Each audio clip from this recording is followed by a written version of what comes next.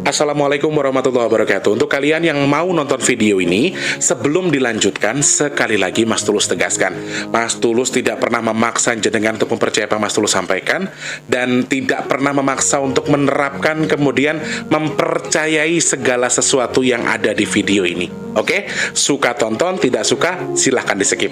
Terima kasih orang baik. Assalamualaikum warahmatullahi wabarakatuh. Sebelum kita lanjut tonton videonya, saya tegaskan sekali lagi bahwasanya saya tidak membuka praktek dimanapun dan tidak menerima tarif berapapun. Terima kasih. Jangan lupa like, komen, dan subscribe ya. Terima kasih orang baik.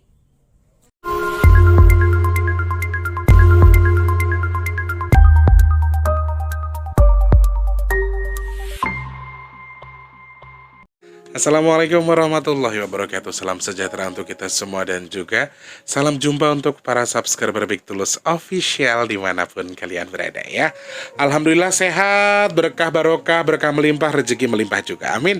Ketemu sama Mas Tri kesempatan hari ini edisi ke-21 Mei 2022 dan masih di suasana hari Sabtu yang indah, pagi yang cerah, kemudian dengan suasana yang bahagia selalu. Mudah-mudahan Allah berkahkan, Allah mudahkan untuk segala urusan baik kita ya teman-teman. Amin ya Allah.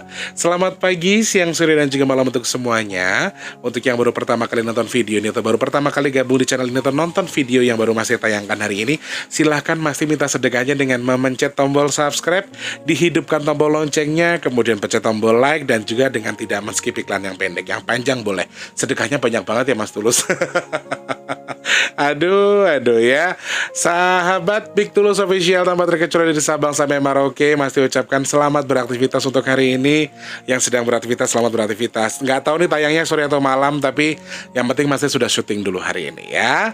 Masih ucapkan selamat bekerja untuk yang sedang bekerja, sedang beraktivitas seperti biasa. Lagi ngumpul sama keluarga hari Minggu Mas Tulus. Oke. Ada yang lagi ibadah juga katanya kalau hari Sabtu Minggu. Pokoknya buat semuanya selamat beraktivitas. Semoga Allah mudahkan urusan baiknya, Allah sehatkan badannya, lancarkan rezekinya. Amin ya Allah. Mas Teh mau ucapkan terima kasih banyak untuk hamba-hamba Allah yang sudah menambahkan rezeki dengan bersedekah melalui nomor rekening BRI yang ada di kolom deskripsi. Terima kasih banyak, terima kasih. Ada hamba Allah yang menambahkan. Abang Muhammad Ridwan bersama keluarga besar di Malaysia juga selamat pagi, siang, sore, dan juga malam untuk yang di Malaysia. Untuk yang kemarin Mbak siapa, Mas siapa atau Ibu siapa, mohon maaf ya, ngapunten, pokoknya matur sembah nuwun sangat. Teman-teman yang masih ingin menambahkan untuk sedekah nasi box, sangat-sangat Mas Teh tunggu. Silahkan langsung transfer saja. Satu nasi box kita hargai Rp12.000. Maksimalnya terserah kalian semua. Langsung transfernya ke nomor rekening yang ada di kolom deskripsi ya. Minimal Rp12.000 satu nasi box, maksimalnya terserah kalian semua. Oke. Dan juga untuk yang mau pesan minyak bidara, sementara waktu sudah di close dulu. Ada lagi nanti di hari Senin jam 1 siang ya teman-teman. Untuk teman-teman yang mau pesan minyak bidara, ingin mengobati berbagai macam jenis penyakit, pegel-pegel, kesemutan bermenahun, kemudian batuk menahun, jantung, dan lain sebagainya, darah tinggi, kolesterol, semuanya bisa diobati sama minyak bidara. Nah teman-teman yang mungkin ingin juga meruqyah mandiri tubuhnya dari energi-energi tidak baik atau energi buruknya, bisa langsung memesan minyak bidara. Harganya Rp180.000, belum termasuk ongkos kirim. Teman-teman yang mau pesan silahkan langsung registrasi dulu di nomor WhatsApp yang ada di kolom deskripsi ya, yang 085754 sekian. Oke, yang sudah Indian, terima kasih banyak. Semoga bermanfaat. Semoga Allah jadikan obat buat jenengan. Amin. Yang belum silakan langsung hubungi Mas Tri di situ ya. Mas ucapkan terima kasih banyak buat semuanya yang sudah membantu dengan bersedekah, membantu dengan memesan minyak bidara, nyawer Mas Tulus juga untuk lagu-lagunya. Terima kasih banyak. Mas Tri doakan semoga Allah tukar dengan rezeki lebih melimpah lagi. Amin. Ditukar dengan dijaga kesehatannya. Amin. Ditukar dengan dimudahkan untuk segala urusan baiknya. Amin. Dan semoga untuk yang punya hajat dengan bersedekah melalui Mas Tulus, Allah ijabah kabul, Allah ijabah kabul hajatnya, Allah kabul hajat-hajat baiknya, dan mungkin diniatkan pahalanya untuk yang sudah almarhum atau pahalanya yang sudah meninggal. Mudah-mudahan Allah sampaikan pahalanya kepada yang dituju. Amin ya Allah. Terima kasih banyak orang baik ya yang selalu mensupport. Masih juga terima kasih tanpa terkecuali saja, pokoknya selalu mensupport. Aku cuma bisa bilang matur suwun, terima kasih dan terima kasih ya. Suasananya lagi agak sedikit lebih melankolis meskipun cerah, tapi alhamdulillah alhamdulillah tidak panas dan tidak hujan. Mudah-mudahan hari ini berjalan dengan lancar. Mas Teh ada kegiatan sedikit hari ini soalnya ya, jadi harus fokus dulu. Nah, hari ini mau bahas apa Mas Tulus? Oke, aku agak sedikit pangkas untuk openingnya karena aku harus banyak membaca beberapa komentar dari teman-teman. Jadi kemarin Mas Tulus buka forum di kolom komunitas untuk di YouTube-nya Mas T sama di Instagram. Tapi di Instagram sepertinya hanya ada beberapa pertanyaan yang kayaknya nggak nyambung. Malah ada pertanyaan yang masuk nanya kenapa disebut desa KKN. Aku agak kaget sih. Jadi hari ini agak repot. Kenapa agak Mas T pangkas openingnya? Karena memang pembahasan kita akan membahas soal KKN di Desa Kenari. Filmnya itu sudah tayang dan wow, viewersnya luar biasa. Dan aku alhamdulillah juga sudah nonton dan nggak penasaran juga. Dan ternyata ini adalah sebuah cerita fakta atau cerita real, katanya cerita nyata. Nah, pengen bahas itu dan kemarin sudah mengirimkan pertanyaan juga buat teman-teman dan ada beberapa yang sudah mengirimkan pertanyaan balik ke Mas T. Kira-kira pertanyaannya apa saja nanti Mas T akan bahas. Oke, sebelum kita ke pertanyaan-pertanyaan yang sudah kalian kirimkan, Mas T pengen sedikit membaca atau mengulas sedikit soal film KKN ini. Jadi film KKN ini pertama kali viral di salah satu media sosial. Ada salah satu akun namanya Simple Man yang mengupload atau menceritakan kejadian beliau saat ini novel atau cerita dari kisah nyata dari seorang mahasiswa dulunya yang mohon maaf mahasiswa atau tidak saya tidak tahu ya, takutnya nanti salah. Jadi intinya adalah cerita nyata kalau di satu desa itu ada 6 mahasiswa yang sedang menjalankan KKN. KKN itu adalah kuliah kerja nyata yang dimana mereka tuh melakukan KKN-nya itu melakukan kegiatan itu di salah satu desa. Nah, sebenarnya ulasannya seperti apa menurut Mas Tulus kita akan bahas ini, cuman jalur filmnya seperti itu. Jadi ternyata di salah satu aku nggak bisa cerita secara detail ya, takutnya nanti malah melanggar hak cipta juga karena kan itu film masih banyak yang belum nonton. Aku sih sudah nonton tapi jalurnya jelasnya seperti itu. Kemudian ada satu musibah yang terjadi, intinya gara-gara salah satu dari antara dua dari antara 6 mahasiswa yang KKN tadi ternyata melakukan kesalahan, yaitu dalam tanda kutip berzina di salah satu situs keramat yang ada di desa tersebut. Nah, terus desanya itu juga digambarkan banyak yang bilang desanya di Banyuwangi, kemudian desanya di sini, dia di sini. Oh, sorry. Aku jujur ya, teman-teman. Mau bahas Desa Penari ini nih aku dari tadi banyak banget kendala, guys. Ini sudah take yang ketiga. Ini masih sudah take yang ketiga soalnya ya. Sudah pengambilan video yang ketiga dan ada aja sehingga meresek, sehingga senggol, sehingga segala macam. Dan ini sudah take yang ketiga. Nah, proses yang sebenarnya adalah menurut aku secara pribadi mungkin memang itu terjadi nih. Gini teman-teman, sebelum kita membahas ke pertanyaannya, aku pengen close dulu ya. Close pertanyaan-pertanyaan dulu. Tapi intinya begini, ini sebetulnya yes mungkin adalah sebuah kisah nyata. Kemudian yang kedua adalah ini adalah sebuah film. Jadi ada adegan yang mungkin dilebihkan, mungkin ada adegan yang sengaja di-cut atau dikurangi. Mungkin melanggar ini, kemudian seperti nama-nama dan juga tempat tinggalnya pun, tempat terjadinya KKN pun disamarkan, sengaja disamarkan. Di filmnya pun sama. Jadi nama-nama yang menjadi 6 mahasiswa tadi itu juga disamarkan. Yang perlu kita tahu, yang perlu harus kita garis bawahi adalah film KKN di Desa Kenari sebatas film. Jadi mungkin ada sesuatu yang nyata, mungkin juga ada sesuatu yang tidak nyata di situ atau ditambahkan atau dikurang. Namanya juga film. Jadi teman-teman jangan terlalu terbawa juga, lebih santai-santai saja karena aku memiliki beberapa poin yang bagus dari film ini. Ada pesan kita tentang penghormatan leluhur, kemudian pesan kita bagi kalian yang punya pendamping ya, punya pendamping leluhur juga. Kemudian yang terakhir adalah bagaimana cara masyarakat itu menghargai leluhurnya di masa dulu dan akibat dari apa yang kita lakukan. Jadi ada 3 hal yang sebetulnya menurut saya guys.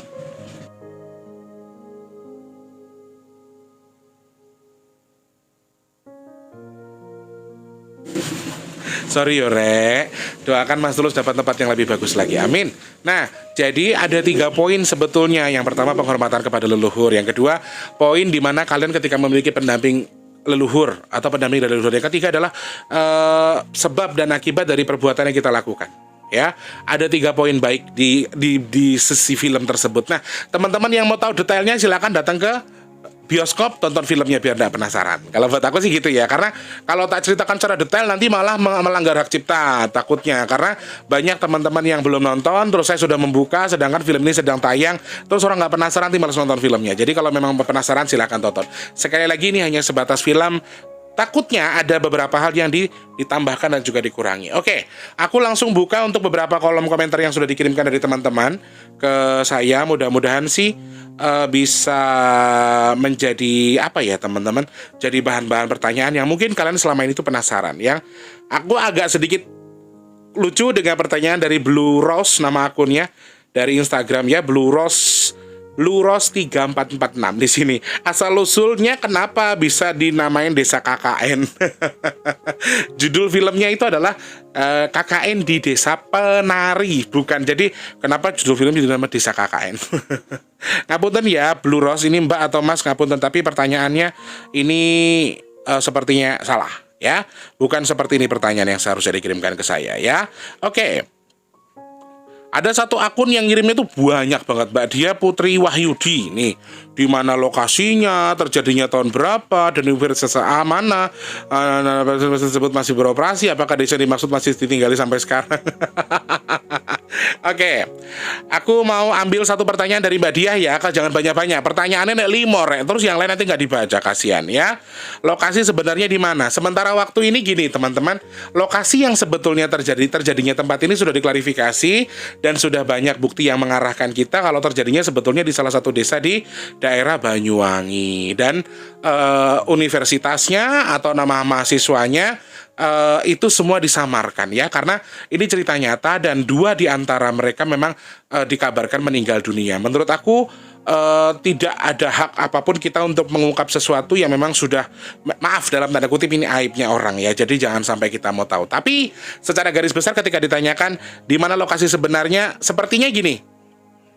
Saya tidak bisa memastikan kalau terjadinya itu di Banyuwangi, tapi memang beberapa set yang saya lihat dari film tersebut, memang ada beberapa set yang sengaja dibuat teman-teman. Jadi tidak dilakukan di desa yang sama. Belum tentu syutingnya dilakukan di desa itu. Tapi desa yang dimaksud penari dalam tanda kutip ini, sebetulnya desa penari yang dimaksud adalah desa gaib yang ada di desa itu. Jadi teman-teman, jadi lokasi yang dilakukan KKN-nya bukan di filmnya.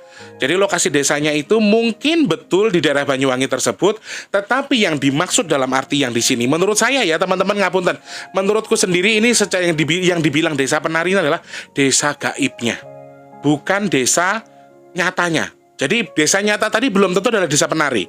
Jadi yang dimaksud desa penari menurut saya dalam tanda kutip ini adalah desa gaibnya. Gaib di mana ada salah satu kejadian di mana ada dua dari antara mereka itu ternyata pergi ke salah satu tempat, ternyata dia tidak tahu kalau di situ banyak menari, banyak tarian, kemudian ada sosok perempuan sebagai ketuanya atau sebagai ratunya di situ, dan ternyata tempat menarinya tadi adalah desa, bukan ada desa gaib, bukan desa nyata. Jadi dia tidak tahu ketika datang kemudian nari dan pulang-pulang katanya dikasih kue, dikasih suguhan, dia makan, pas dibawa pulang ternyata kepala kera yang berdarah-darah gitu. Nah, yang dimaksud menurut saya desa penari itu adalah desa gaibnya tadi, desa gaib. Tapi kalau tempat desanya, lokasinya di mana, mungkin juga seperti yang dituturkan, karena banyak orang yang sudah mengklarifikasi dan menurut saya betul lokasinya itu adalah di Banyuwangi. Tetapi ketika desa tersebut memiliki beberapa tempat yang mungkin ada situs-situs purbakala, ada situs-situs warisan leluhur, ada tempat-tempat keramat dan lain sebagainya, itu sangat-sangat mungkin. Dan dari info yang saya baca, tempat tersebut ternyata memang memiliki beberapa tempat wisata yang berlatar belakang masa lalu atau situs-situs warisan leluhur ya. Dan sepertinya memang tempatnya itu betul-betul di Banyuwangi gitu ya. Dan untuk tahun terjadinya menurut yang saya baca itu terjadi di tahun 2019, Mbak Diah. Ya, saya geser pertanyaan berikutnya ya, soalnya banyak pertanyaannya ya. Dari pandangan Mas Tulus sendiri, apakah Badarawuhi itu adalah manusia yang kemudian mengabdi pada Nyi Blorong ataupun Betari Durga untuk mendapatkan kesaktian? Oke. Secara garis besar ada sosok yang namanya Badarawuhi, teman-teman. Badarawuhi itu adalah sosok ratu di balik jin-jin yang ada di situ yang memang memiliki hobi menari, dan sosok ini kalau dibilang adalah sosok yang mengabdi terhadap Nyi Blorong dan lain sebagainya, saya tidak bisa menyebutkan yang diabdikan itu siapa, tapi ketika dikategorikan dia sebagai seorang manusia yang mengabdi kepada setan, menurut aku tidak. Menurut aku bukan, tapi memang dia adalah sosok jin yang memang ada di situ, dan memang mereka memiliki keterkaitan dengan beberapa jalur. Sepertinya ada jalur-jalur dari Nyi Gedeng Permoni juga ada, dan larinya agak, maaf dalam tanda kutip, adalah ilmu hitam ya teman-teman. Jadi seorang Badarawuhi ini bukan sosok yang baik menurutku, maaf. Jadi dia sosok yang memang sosok yang sedikit banyaknya memang kategorinya adalah black magic atau ilmu hitam. Jadi menurut aku ketika dikategorikan apakah dia seorang pengabdi, menurut aku bukan. Tapi memang dia adalah diberikan wangsit atau diberikan wadah untuk mendapatkan tempat di situ atau menguasai tempat itu, dan kebetulan tempat itu berdampingan dengan atau jadi satu dengan si tempat-tempat keramat yang ada di desa itu. Tapi sekali lagi, kalau ada statement yang mengatakan Badarawuhi itu adalah penguasa desa itu, menurut aku tidak. Karena begini, sebuah desa kalau dinaungi dengan sesuatu yang dalam tanda kutip, ini sebutan Badarawuhi itu hanya bahasa film ya teman-teman. Secara realnya juga saya tidak menemukan nama itu ya. Secara real saya tidak menemukan nama itu. Secara gaibnya saya tidak menemukan nama itu. Dan ketika dia menguasai desa itu, menurut aku tidak. Tapi mereka berdampingan, mereka hidup berdampingan dengan beberapa situs baik. Nah, situs yang ada di desa ini menurut aku desa yang tak ada situsnya, di situsnya semuanya baik. Situs positif, situs yang dulu digunakan untuk sesuatu kebaikan. Nah, ketika ada sosok lain seperti contohnya, maaf, Badarawuhi dan lain sebagainya, yang digambarkan sebagai sosok yang justru menjadi seakan-akan dia adalah ratu ilmu hitam atau dia manusia mengabdi dan lain sebagainya, sebetulnya menurut aku tidak. Tapi kalau dasarnya ular dan buaya, memang iya. Aku lihatnya sih seperti itu dari segi pandang mata batin ya teman-teman. Jadi memang sosoknya itu memang seperti ular dan juga buaya, tapi dia bukan dari bentuk manusia awalnya yang mengabdi, tidak. Tapi dia memang makhluk jin yang memang didapuk atau diberikan wewenang untuk menguasai salah satu tempat yang ada di desa itu ya. Mungkin ada di sekitar situ, tapi itu desanya desa gaib, bukan berarti desa tempat Banyuwangi itu adalah desa yang penarinya tadi ada atau apa. Tapi jadi intinya adalah ini muncul karena karma dari apa yang dilakukan oleh si mahasiswa, bukan karena ya oke, mungkin desa tersebut berdampingan dengan desa gaib yang dimaksud desa penari tadi. Tapi ketika dikategorikan dia menguasai desa itu, menurut aku tidak ya. Dan ada beberapa scene yang mengatakan kalau sengaja anak-anak perawannya dibunuh, ditumbalkan supaya dia itu bla bla bla bla bla bla. Nah itu mungkin ya itu tadi teman-teman, kan ini film, jadi kita harus benar-benar menguasai pembawaan kita di film tersebut. Jadi kita jangan terlalu terbawa juga ya. Oke gitu ya Mas Andi Pangeran. Kemudian, apa cuma di hutan Banyuwangi yang jika ada seorang mesum ditarik ke alam gaib dan dijadikan penari selamanya sampai kiamat? Bagaimana menurut pernyataan Mas Tulus tentang nasib sepasang kekasih dari Rusia? Oke, ada Chana Jian. Pertanyaannya seperti itu ya. Oke. Mitos dari mana ya? Aku baru dengar. Maksudnya setiap ada orang berjilid ditarik ke situ, ditarik ke alam gaib. Gini, teman-teman. Arwahnya tertahan itu ada kemungkinan, tapi ketika dia tidak bisa mengeksekusi manusia kalau tanpa izin Allah. Jadi sekali lagi, orang yang sudah meninggal itu nyawanya atau ruhnya kembali kepada Allah Subhanahu wa taala. Ketika mereka bisa menahan sesuatu, yaitu karena perbuatan mereka sendiri. Jadi ada ikatan karma yang bisa mengakses itu, sehingga seakan-akan ditahan. Dan apakah memang hanya di hutan Banyuwangi? Menurut aku tidak. Semua tempat ketika kita itu tempat yang bagus, sebetulnya gini. Makanya Mas Tulus bilang, tempat-tempat yang ada di desa tempat syutingnya itu atau desa terjadinya sebetulnya tempat-tempat yang positif, tempat-tempat yang baik. Tetapi karena dia melakukan kesalahan sehingga dia mendapatkan ini. Dan awalnya memang kan di filmnya diceritakan kalau arwahnya itu tertahan atau jiwanya tertahan. Tapi cerita yang sebenarnya adalah 3 bulan kemudian 2 dari orang yang melakukan kesalahan tadi meninggal dunia, teman-teman. Jadi ini adalah sebuah film yang diangkat dari novel, dari kisah nyata, dari kejadian nyata. Dan pada dasarnya mereka tidak ditahan, tapi setelah ditahan karena keperbuatan mereka, selesai mereka kembali kepada Allah Subhanahu wa taala. Jadi itu yang lebih tepat sih menurut aku ya. Dan kalau dihubungkan dengan pasangan Rusia yang lain sebagainya, pernah melakukan dan lain sebagainya, ini belum bisa dibuktikan secara nyata, jadi aku belum bisa mengklarifikasi itu. Oke? Seperti itu ya teman-teman. Nanti Mas Tulus akan kasih poinnya di belakang ya. Mas terus baca-baca dulu ya. Apa benar ini ada? Kalau jadi kejadian supranatural selama KKN sih memang ada, tapi nggak se ekstrim seperti cerita tersebut, pengalaman pribadi. Ya, jadi gini Mas Wijayadi, sama ya Mas. Nggak usah KKN lah Mas. Kadang-kadang kita tuh pulang kampung ke tempat kakak kita atau ke kampungnya orang aja kita ngalamin sesuatu yang aneh. Apalagi KKN yang jelas-jelas tinggal di situ, dan apalagi tempatnya itu banyak situs-situs baik, situs-situs positif. Aku tidak bermaksud mengatakan kok situs Kristen, situs Hindu, situs Buddha, situs Islam tidak ada hubungan dengan agama menurut aku. Tapi situs ini adalah memiliki energi yang baik, energi yang positif. Pada masa lalu digunakan buat mandi, untuk sesuci, untuk membersihkan diri, kemudian mendekatkan diri kepada Tuhan. Jadi menurut aku sesuatu yang baik. Jadi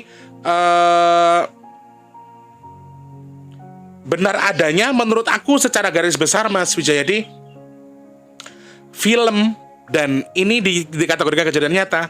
Selama ada berbagai macam bukti, sepertinya ya masih 50-50, karena bukti yang menyatakan itu pernah terjadi ternyata juga agak meleset, karena di desa tersebut sebelum tahun 2009 katanya di tahun 99 sudah ada KKN, sedangkan di film tersebut juga dikatakan kalau di situ adalah KKN pertama. Berarti di 2019 adalah KKN pertama di desa itu. Padahal menurut info yang saya baca dari salah satu perangkat desa di tempat itu, yang disebutkan sebagai dalam tanda kutip desa syutingnya, tempat syutingnya, atau desa yang dimaksud di cerita desa penari tadi adalah 2 kali sudah ada di tahun 99 juga. Nah, ini sebuah pertanyaan yang dalam tanda kutip menjadi pertanyaan kita juga. Sekali lagi, kita juga jangan tersuges. Tapi ketika dikategorikan betul atau ada atau tidak, dengan beberapa kejadian yang saya sambungkan, terus saya juga bisa mencari secara supranatural, sepertinya kalau 50-50 bagi yang mendengar atau yang melihat, itu mungkin, tapi bagi saya lebih antara 80%. Jadi bisa jadi benar-benar ada, ya.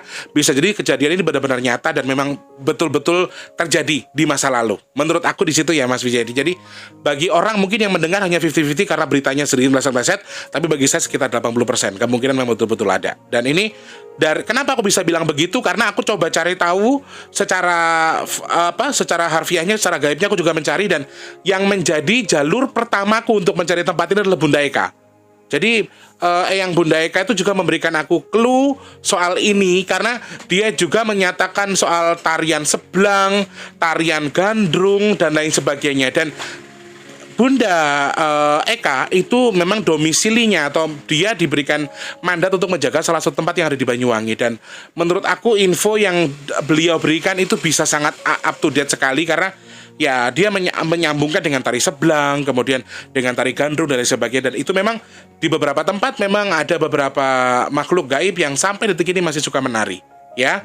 Dan kalau ada desa penari secara gaib itu betul. Jadi kalau desanya, menurut aku desanya ya bukan desa nyata tapi desa gaib. Sedangkan yang dijadikan tempat untuk kejadian itu mungkin dinamakan desa penari, karena ya ada situs menarinya tadi loh. Jadi ada kejadian di mana mereka menemukan desa yang bisa, ada makhluk-makhluk yang bisa menari yang disangka manusia ternyata jin. Jadi desa penari itu bukan desa di Banyuwangi itu, tapi desa gaib yang ada di sekitar tempat desa yang di Banyuwangi tersebut, gitu ya.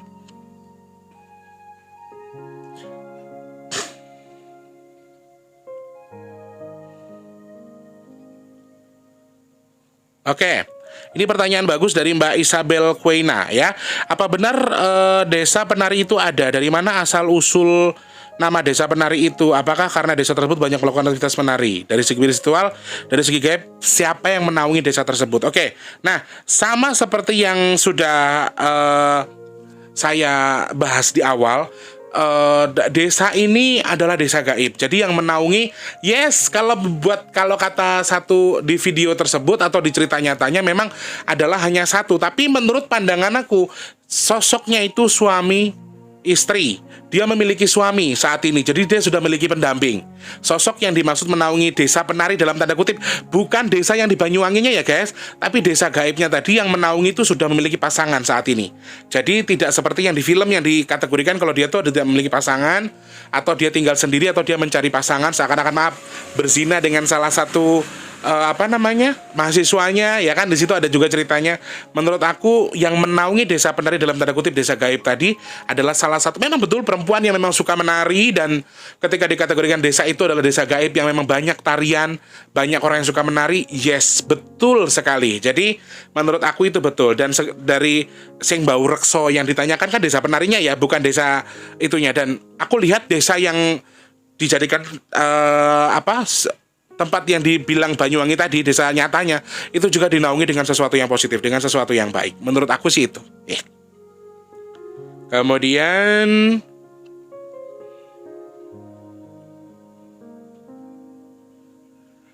membahas desa penari tidak lepas dari sosok Badarawuhi serta sisa-sisa murid calon arang. Nah, ini juga aku agak mencari garis tengahnya. Sebentar ya, ada Mas Setio Wasyudi. Jadi, memang ada beberapa makhluk yang memang jalurnya itu larinya ke Bali, teman-teman. Ke suku Bali. Aku juga bingung, aku gimana caranya tapi nggak tahu. Tapi memang ada beberapa makhluk yang ada di tempat itu yang aku coba cari tahu dari Bunda Eka. Memang larinya sedikit banyak, larinya ke sana. Dan cuma satu lagi, Nyi Gendeng Permoni itu yang saya temukan ya. Nyi Gendeng Permoni juga termasuk salah satu yang ada di naungan di situ. Terus karena banyak yang bilang ada ular dan sebagainya, aku justru tidak melihat sosok yang namanya Nyi Blorong, meskipun latar belakang mereka itu adalah banyak ular dan juga buaya di tempat gaibnya, di desa gaibnya itu memang aku melihat ada banyak ular dan juga buaya. Tapi justru aku tidak melihat ada naungan Blorong di situ. Ya teman-teman ya, aku tidak melihat sosok Nyi Blorong menaungi tempat itu. Dan kalau berhubungan seperti yang Mas Setio Wasyudi dengan calon arang dan lain sebagainya, aku tidak bisa memastikan. Tapi kalau dengan Nyi Gendeng Permoni itu ada. Jadi Gendeng Permoni itu salah satu ratu ilmu hitam juga, tapi secara gaibnya dia dibentuk di salah satu tempat yang memang tempat-tempat orang buat nyari pesugihan gitu loh teman-teman. Ya. Jadi aku nggak bisa sebutkan tempatnya ya. Tapi Gendeng Permoni itu juga hanya nama-nama yang dikenal orang. Sebenarnya namanya juga bukan itu. Kemudian tentang situasional atau keadaan di sana, Mas Tulus. Saya maksudnya tentang situasional atau keadaan di sana. Ya memang menurut aku ya desanya ya betul 80% sih. Desanya betul-betul ada. Jadi desa gaibnya itu betul-betul ada tapi berdampingan dengan desa nyata gitu loh, Mas. Kemudian apakah benar itu semua terjadi karena tindakan asusila yang tidak pantas dilakukan? Betul Mbak Eka Handayani. Jadi memang faktornya sekali lagi gini loh teman-teman. Makhluk gaib yang positif sekalipun, yang baik sekalipun, kalau mereka tidak diganggu, mereka tidak akan pernah mengganggu. Sekarang posisinya kita tahu semut-semut lagi makan, kalau kita nggak ganggu apakah dia gigit kita? Dia nggak akan gigit kita teman-teman. Jadi ini ada jalurnya dan ada penyebabnya, sebab akibat dari apa yang kita lakukan. Dan ini sebuah karma dari yang kita lakukan. Menurut aku betul sekali arahnya ke situ ya. KKN Desa Penari itu fiktif. Desanya menurut saya fiktif karena adanya desa gaib bukan desa nyata ya. Ada Enggar Nata Negara. Mbak Wulan, diganggunya karena kesalahan manusia itu sendiri yang nggak bisa menahan sahabat ya Mas T. Betul sekali. Jadi ada beberapa hal yang memang tidak bisa dijelaskan di sini karena ada beberapa orang yang melakukan kesalahan, ada syahwatnya tadi. Tapi sekali lagi saya tidak menutup kemungkinan karena awalnya memang sudah ada batasan tapi mereka langgar, kemudian mereka terhasut dan mereka terikat dengan sesuatu. Jadi secara garis besarnya, menurut saya pribadi ini ya, mereka sudah diincar. Mereka sudah dibulati sama si bangsa jin tadi, sama si ratu ini dibulati, kemudian dicari cara gimana mereka bisa terjebak ke situ. Gimana caranya mereka bisa kepancing di situ. Nah, ini salah satu cara mereka untuk menjerat. Jadi mereka tuh sebetulnya juga sudah dipancing dari awal, kemudian terjerat. Ya. Tonton Mas, biar tahu ya Mas ya. Arwah atau sukmanya Bima dan Ayu gimana Mas Tulus? Mbak Linda Bilas. Pasti kembali kepada Allah Subhanahu wa taala. Jadi kita enggak usah berprasangka begini begitu, jangan. Jadi pastikan kalau memang mereka itu sudah kembali kepada Allah, dan kita tidak berhak juga untuk teman-teman kita menggarisbawahi untuk seakan-akan arwahnya ditahan sama si ratu tadi ya. Bukan seperti itu. Tapi menurut cerita yang sebenarnya ketika mereka sudah 3 bulan kemudian mereka meninggal ya, menurut saya sudah kembali kepada Allah. Jadi nggak ada ceritanya bangsa jin bisa ngikat sesuatu, ya paling mentok-mentok ya cuman hanya memang sudah jadi balasannya dia aja. Jadi ketika Allah mengizinkan sukmanya tertahan di situ ya karena alasan jadi karmanya dia selama hidup. Selebihnya ketika mereka sudah pada dasarnya waktunya kembali kepada Allah, ya mereka sudah kembali kepada Allah. Siapa yang bisa ngelawan Allah ya? Walaupun itu ratu dan lain sebagainya. Ya teman-teman, kurang lebih itu. Tapi sekali lagi kita harus garis bawahi ini adalah sebatas film. Jadi ada bisa benar ada tidaknya. Jadi kembali ke kita saja. Apa yang kita lakukan hari ini, apa yang kita lihat hari ini itu belum tentu seperti yang terjadi di masa lalu. Ada banyak orang yang percaya dengan apa yang dilakukan, ada yang tidak. Ada yang mau melakukan, ada yang tidak. Jadi ini sesuatu yang memang sesuatu yang harus kita garis bawahi. Tidak bisa kita paksa, tidak bisa kita paksa dengan oke, ada fakta-fakta menarik begini-begini. Oke, secara garis besar kesimpulannya adalah desa penari itu ada tapi secara gaib. Terus desa penari yang dimaksud menurutku secara garis besar desa yang di Banyuwangi tadi dibilang desa penari itu juga menurut aku salah. Jadi desanya itu desa gaib yang ada di komplek di dekat tempat yang namanya desa penari tadi. Bukan desa yang dimaksud tadi adalah desa penari yang secara gaib itu ada, tapi mereka bukan desa penari. Ada nama desanya ya. Dan memang desa itu memiliki naungan yang alhamdulillah sepertinya baik sekali ya.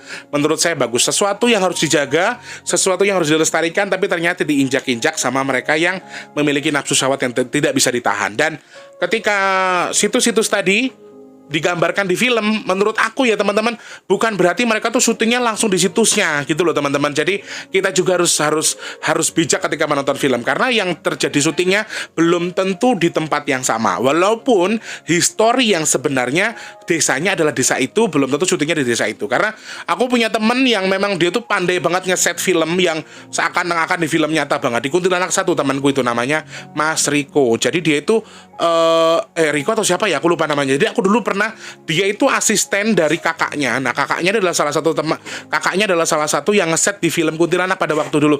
Aku aja sampai nonton filmnya, wih nyata banget ya. Ternyata bukan rumah hantu gitu loh teman-teman. Jadi memang cuma di set. Nah ini yang harus kita garis bawahi. Pesan di balik film ini adalah ada satu hal, kita tetap harus menghargai leluhur kita. Ya, jadi orang Jawa yang jawani sesuai dengan adat istiadatmu, tidak menghilangkan, tidak menyatukan, hanya mensejajarkan dengan agamamu. Yang kedua, ketika kalian punya pendamping leluhur, hargai pendampingmu dan baca situasi dari apa yang mereka berikan. Mereka selalu memberikan kita clue, mereka memberikan kita feeling untuk apa? Untuk kewaspadaan kita bahwa memang ya oke, bentrok antara bisa dan satu jeleknya ketika kita memiliki pendamping adalah ketika kita akan diserang dengan makhluk gaib, kadang-kadang pendamping kita tuh terlalu kasar gitu loh, terlalu ekstrim untuk nyerangnya. Jadi ya dia nggak terima, akhirnya ada benturan. Negatifnya adalah buat yang punya pendamping, punya orang yang punya pendamping leluhur. Positifnya adalah kita mungkin akan bisa seakan-akan memiliki tameng dari Allah, seakan-akan lah dalam tanda kutip, kita diberikan feeling, kita diingatkan ketika ada sesuatu yang salah. Negatifnya adalah kita bisa sangat beradu dengan energi dari makhluk lain karena dia positif, jadi tendang-tendangan gitu loh, dia dorong, mereka tuh sama-sama mancing. Ketika kamu diisengin sama sesuatu, misalnya Wardi ternyata nakal di satu tempat, sedangkan aku punya pendamping, aku kena juga dampak dari apa yang Wardi lakukan. Pendampingku nggak terima, mereka berkelahi secara gaib dan itu juga menyiksa diri kita, bukan sesuatu yang baik. Ya, ada positif negatifnya. Pesan yang terakhir adalah hargai sesuatu yang sudah diwariskan dari leluhur kita dengan tidak melakukan kegiatan yang tidak baik untuk menghancurkan sesuatu. Jadi ada sesuatu yang mungkin tidak bisa kita garis bawahi di sini, kita paksa tempat yang sudah indah. Maaf, istilah kata kamu berzina di masjid juga orang pasti akan ngamuk. Apalagi bangsa jin, apalagi Allah yang memang betul-betul mengagung, apalagi jin yang memang mereka tuh tinggal di situ. Kegiatan tempatnya baik ya, ibarat kata kayak tempat ibadah, masjid, vihara dan sebagainya. Tapi kalau tempat jadian tempat berzina, menurut aku ya salah. Sama dengan halnya tempat-tempat yang suci seperti yang dijelaskan di videonya. Kalau tempat-tempat seperti Masya Allah. Jadi tempat-tempat yang suci seperti itu ketika dikategorikan dikotori dengan sesuatu dalam tanda kutip, ya mereka pasti akan marah. Walaupun pada dasarnya nafsu dan juga syahwat mereka itu sudah diincar dari awal. Karena orang-orang seperti ini memiliki nafsu yang tinggi. Orang-orang seperti orang-orang yang melakukan kesalahan itu sudah pasti diincar dari awal, digiring caranya biar jadi salah ya. Sama halnya ketika kalian ingin datang ke dukun dan lain sebagainya. Sebetulnya dari awal kamu sudah digiring untuk datang ke dukun tersebut ya. Kurang lebih seperti itu teman-teman, pertanyaan-pertanyaannya sudah masuk. Terima kasih. Semoga mewakili pertanyaan-pertanyaan yang sudah kalian berikan ke saya dan tidak penasaran lagi ya. Sekali lagi, garis besarnya adalah ini adalah sebuah film. Jadi tidak bisa kita garis bawahi. Tidak bisa kita percaya 100%. Jadi ada jalur baik, ada jalur jeleknya. Silakan ambil segi baiknya saja ya. Mas Tim mendoakan untuk yang sedang sakit semoga cepat sembuh, amin. Yang rezekinya lagi seret semoga dimudahkan, dilancarkan, amin. Yang dagang, yang usaha semoga lancar, dimudahkan segala urusan baiknya, dikabul hajatnya, amin. Mas Tim minta pamit dulu ya. Terima kasih banyak. Selamat pagi, siang, sore, dan juga malam. Sampai jumpa. Assalamualaikum warahmatullahi wabarakatuh. Boleh percaya, boleh tidak ya. Jangan dipaksa untuk percaya, tapi cari jalur tengahnya. Dah.